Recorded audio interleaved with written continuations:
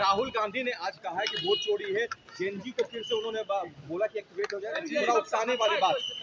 JNG को तो देश में वोट चोरी हो रही है, देश में वोट चोरी को रोके जेएनजी सामने आए। देखिए, राहुल गांधी जी पहले यह तय कर लें कि बिहार में जिस एसआईआर के मुद्दे को उठा करके महागठबंधन को एक साथ लेकर के चलने की बात कर रहे थे, उसका क्या हुआ। राहुल गांधी जी तेजस्वी जी के साथ मंच पर क्यों नहीं दिख रहे हैं।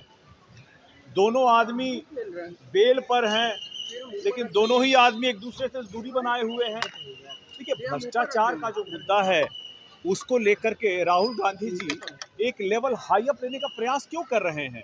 अरे, महागठबंधन के बड़े नेता हैं, दोनों को साथ में दिखना चाहिए, जैसे एनडीए के नेता दिख रहे हैं, दूरी बना करके चल रहे हैं।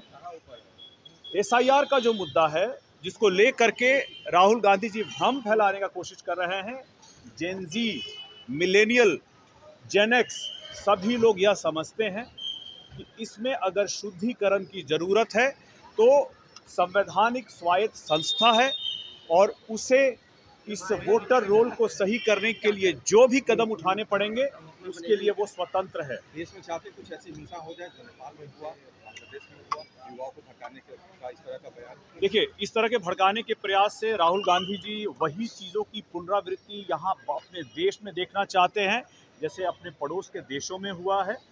और इस बात के लिए दुर्भाग्यपूर्ण है कि अपने आप को युवा कहते हैं मगर युवाओं की जो मुद्दे हैं उसके बारे में बात नहीं करके उनको भड़काने की बात करते हैं। ये सरासर राहुल जी को सोचना चाहिए कि वो किस तरह की राजनीति चाहते हैं और किसी भी तरह से युवाओं को भड़का करके, किसी भी तरह से मुद्दे से भटका करके अगर वो सत्ता प्राप्त करना चाहते हैं तो ऐसी राजनीति से राहुल गांधी जी को बाज आना चाहिए। अपने जो उनके पुरखे रहे हैं, कांग्रेस को जो बड़े नेता रहे हैं, उनके भविष्य, उनके अतीत को देखना चाहिए और फिर अपनी पार्टी का भविष्य तय करना चाहिए। समस्तीपुर में आरजेडी के मंच पर कट्टा को प्रमोशन करने का गाना चल रहा है, तो इसमें नई बात क्या है? इसमें नई बात क्या है?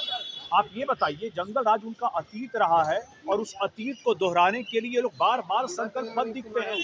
इस तरह के गाने इनके मन से चलते हैं ताकि जनता आकर के इनके स्वभाव में आए। उसके बाद इनके नेता के पास बोलने के लिए कोई विजन नहीं है। तेजस्वी जी ने जिस तरह से नौकरियों के बारे में बोला, अब तो जनता उसका मीम बना रही है।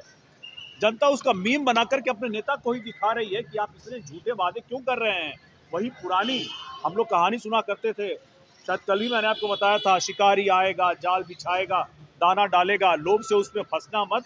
ये बार बार दाना डाल करके जनता को लुभाने का प्रयास कर रहे हैं, मगर जनता बहुत सजग है। वो भ्रष्टाचार और जंगल राज की सरकार दोबारा नहीं चाहती है।